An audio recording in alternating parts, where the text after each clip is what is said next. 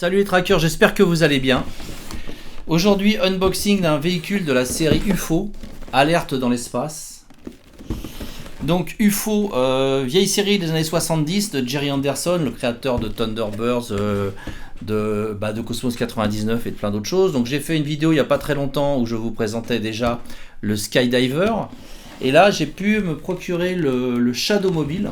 Donc le Shadow Mobile, c'est un espèce de gros camion.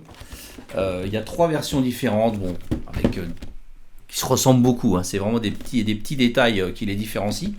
Moi j'ai pu me procurer, celui qui m'intéressait le plus, c'est le Shadow Mobile Control, avec les radars sur le toit, tout ça. Et écoutez, on va faire l'unboxing tout de suite. Avant l'unboxing du Shadow Mobile, une petite bande-annonce vous présentant la série. Pour ceux qui ne la connaissent pas, elle date quand même de 1970. Mais vous allez voir, c'est bien kitsch, bien sympa. Moi personnellement j'adore. C'est du Jerry Anderson tout craché et on se retrouve tout de suite après.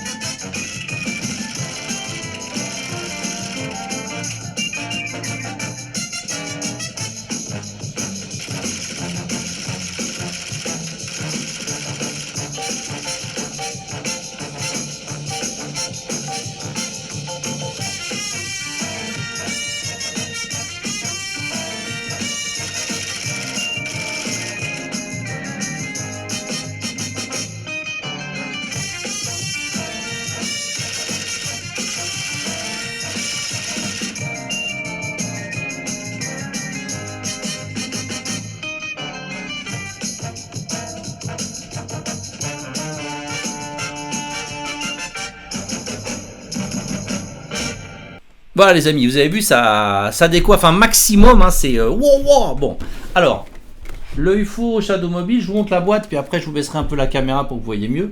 Donc là j'ai mon petit reflet, donc vous n'allez pas très bien voir comme d'hab, mais voilà le Shadow Mobile. Apparemment, je vous ferai apparaître à l'écran les différentes boîtes qu'il y a eu. Là on est sur la version japonaise. En fait la version japonaise, c'est juste une boîte qui est japonaise, hein, puisque à la base, ce véhicule a été créé par la société anglaise Product Enterprise, qui a changé plusieurs fois de nom, qui maintenant s'appelle 1612. Vous pouvez d'ailleurs trouver encore sur leur site des Proders tirés de Cosmos 99, UFO, je crois qu'ils en ont pas en ce moment, mais vous allez voir, il y a pas mal de choses. C'est des fans, c'est des fous furieux qui adorent Jerry Anderson et tous ces véhicules assez délirants. Et ils ont créé donc ce véhicule, donc c'était en 2004, je crois, je ne dis pas de bêtises, 2004-2005. Et Aoshima, qui est un fabricant japonais bien connu des maquettistes, s'est emparé non pas de la licence, mais carrément du produit, puisqu'ils l'ont juste ressorti dans une boîte japonaise. Voilà, donc là vous avez le logo Product Enterprise. Aoshima, ils ont une autre société, je crois, qui s'appelle Miracle House. Donc c'est ce nom-là que vous retrouvez quelque part par là. Pour la petite histoire, Aoshima, ils ont sorti aussi des maquettes. Une maquette radiocommandée, je vais vous faire apparaître un visuel du Shadow Mobile. Et puis il y a eu d'autres fabricants japonais, dont Imai, qui a lui sorti des maquettes du Shadow Mobile. Je vais aussi vous incruster à l'écran des petites photos, vous allez voir, le visuel de la boîte est magnifique. Voilà.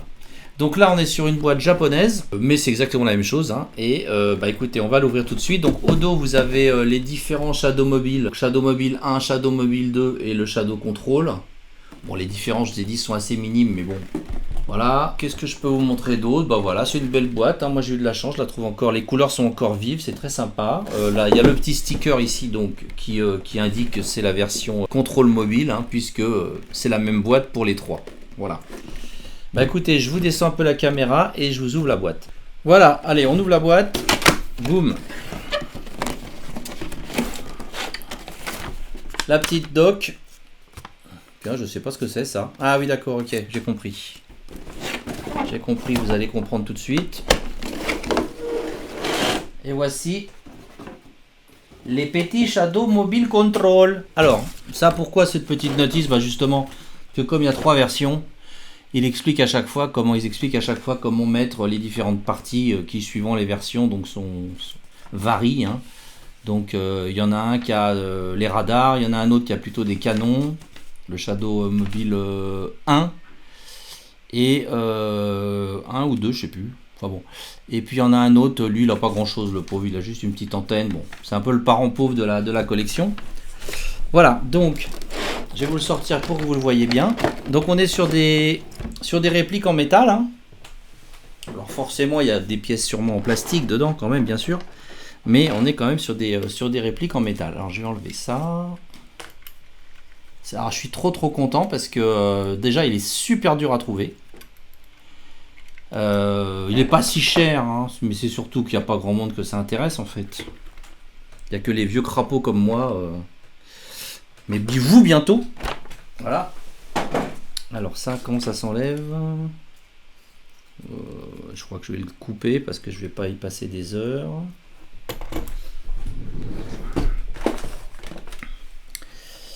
Et donc, qu'est-ce que j'étais en train de vous dire? Ouais, donc oui, c'est super dur à trouver. Là, je l'ai trouvé au Japon. Alors, j'ai pas été le chercher exprès. Hein. Je l'ai trouvé sur un site. Et c'est vrai que la version anglaise en boîte Product Enterprise, je la vois jamais passer. Mais bon, il y en a peut-être sur eBay ou ailleurs. Hein. Voilà. Donc, comment il se met le petit radar? Insert radar to position. Oui, donc ça n'a pas l'air bien compliqué.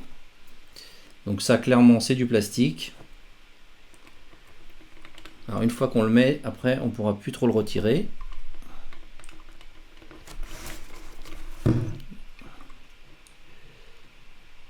Voilà. Voilà. Regardez-moi ce petit bijou. Ah, il est lourd, hein, c'est du métal.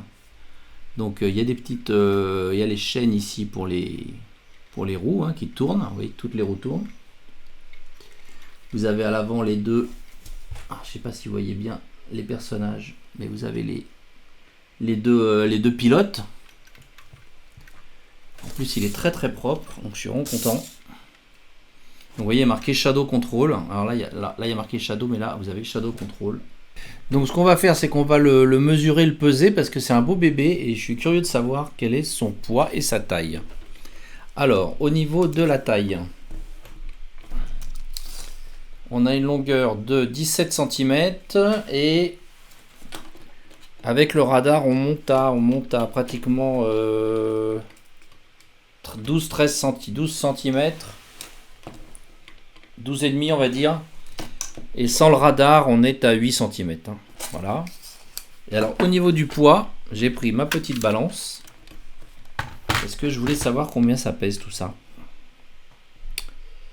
Voilà, je pensais 1 kg, non, j'en suis un peu loin quand même. On est à 687 grammes.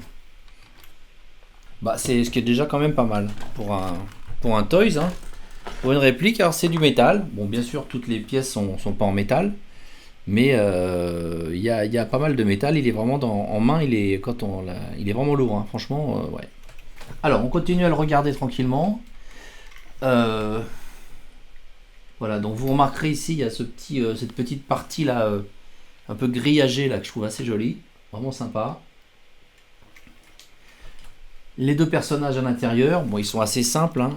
Ils sont assez simples, mais ils se ressemblent pas mal d'ailleurs. Je pense que c'est peut-être les deux mêmes, je sais pas exactement. Mais bon, voilà. Il y a du weathering, comme vous le voyez, hein, toutes ces taches. Alors, je sais pas si c'est du weathering ou si c'est du camouflage, mais bon, c'est un peu les deux, on va dire. Également sur les chaînes, là, sur les chenilles, pardon, c'est les chenilles qu'on dit, voilà, c'est ça, c'est le bon mot. Il y a du weathering, il y a des salissures. Qu'est-ce qu'il y a marqué derrière, en dessous, pardon. Donc il doit y avoir marqué Product Enterprise 2005, Granada Ventures. Donc Granada Ventures, ça va être la société qui a de Jerry Anderson, ou en tout cas qui possède les droits de cette série. Voilà. On regarde le petit radar, donc il pivote tranquillement. Voilà, complètement.